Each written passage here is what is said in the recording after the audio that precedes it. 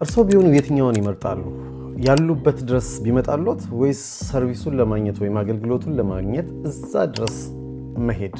በነገራችን ላይ ይህ የብዙ ሰርቪስ ፈላጊዎች ጥያቄ ነው። የት? ዩናይትድ አረብ ኤሚሬትስ፣ በተለይ ዱባይ ላይ ብዙዎች የዴሊቨሪ ሰርቪስ ላይ ዲፔንድ ከማድረጋቸው የተነሳ እያንዳንዱ ነገር ያሉበት ድረስ እንዲመጣላቸው ነው የሚፈልጉት። ኢትዮጵያውያን ይህ የዴሊቨሪ ቢዝነስ ላይ ቤዝ ያደረገ የተለያዩ ቢዝነሶች ሊኖራቸው ቢችሉም ነገር ግን በብዙዎች ዘንድ ያልታየ በጣም አትራክቲቭ እና ፕሮሚሲንግ የሆነ የቢዝነስ ሀሳብ ልነግራችሁ ነው የመጣሁት ዛሬ። ክላውድ ኪችን። ክላውድ ኪችን ምንድን ነው? እንዴትስ ሊሰራበት ይችላል ስለሚለው አንዳንድ መረጃዎች ልስጣችሁ። ክላውድ ኪችን ምንድን ነው? በዩናይትድ አረብ ኤሚሬትስ ዱባይ ላይ እንዴትስ ሊሰራበት ይችላል? ማን ቢሰራበት ምንን ያተርፋል? ክላውድ ኪችን ማለት በዋናነት ለዴሊቨሪ የተዘጋጀ የምግብ ቤት ሞዴል እንደማለት ነው።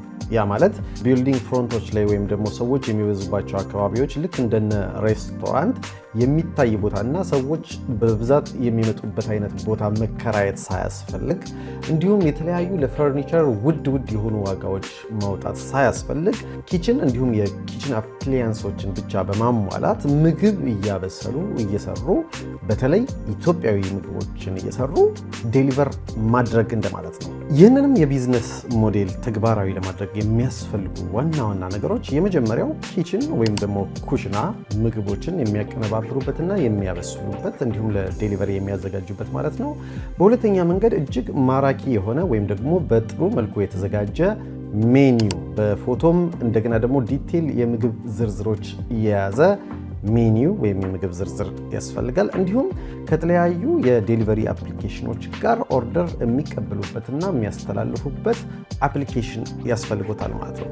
እንግዲህ እነዚህን ወሳኝ ነገሮች በማዘጋጀት እንዲሁም አስፈላጊ የሆነውን የንግድ ፍቃድ በማውጣት በዩናይትድ አረብ ኤሚሬትስ በዱባይ ላይ የክላውድ ኪችን ቢዝነስ ውስጥ ቢገቡ ትርፋማ ሊሆኑ የሚችሉበት እድል እጅግ ሰፊ ነው ማለት ነው። ይህ ሞዴል በተለይ በዱባይ ላይ ለምን አትራክቲቭ ሊሆን እንደሚችል ልንገራችሁ። በመጀመሪያ ደረጃ አብዛኞቹ የኢትዮጵያ ሬስቶራንቶች ወይም ደግሞ የኢትዮጵያ ምግብ ሰርቭ የሚያደርጉ ድርጅቶች የሚገኙት ውስን ቦታዎች ላይ ተከማችተው ሲሆን ዱባይ ግን በግዛቷ ሰፋ ያለ ኤሪያን የያዘች ስለሆነች እነዚህ አካባቢዎች ድረስ የመምጣት ግዴታ ሳይጠበቅባቸው ከዚህ ክላውድ ኪችን ኦርደር በማድረግ ብቻ የኢትዮጵያዊ ጣዕም ያላቸው ምግቦችን በያሉበት ሆነው ማግኘት የሚችሉበትን እድል በር ከፋች ይሆናል ማለት ነው።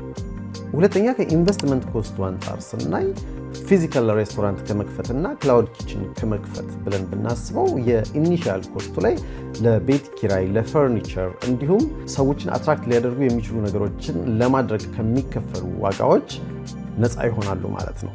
ነገር ግን ለኪችን የሚከፍሉት የቤት ኪራይ እንዳለ ሆኖ ግን በይዘትም በሚገኝበት ስፍራም ከሬስቶራንት የቤት ኪራይ አንጻር በጣም እየተጋነነ ያልሆነ ይሆናል ማለት ነው። ሌላው ደግሞ እንደዚህ እንደ ዱባይ ዳይቨርስ ኮሚኒቲ ባለበት ሀገር ሰዎች የተለያዩ ሀገሮችን ምግብ የመሞከር ልምድ አላቸው። በመሆኑም አፕሊኬሽኖች ላይ በጥሩ መልኩ የተቀመጠ ሜኑ በሚታይበት ጊዜ ሌሎች ዜጎችም ይህንን ምግብ ልሞክረው በማለት የሚያዙበት እድል እጅግ ሰፊ ሊሆን እንደሚችል ከወዲሁ አስቀድሞ መገመት ይቻላል ማለት ነው።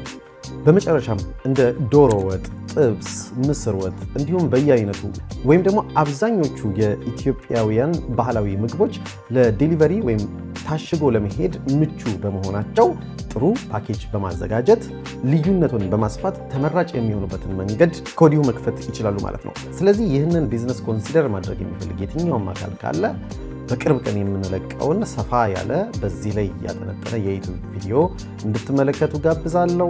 ጌዲዮን ነኝ ከኤንድ አጌን አድቫይዘሪ። ከታች ባስቀመጥናቸው የዋትስአፕ ቁጥሮቻችን እንዲሁም በኢሜይላችን ኮሚኒኬት ያደርጉን፣ አስፈላጊ መረጃዎችን እንሰጣችኋለን። አመሰግናለሁ።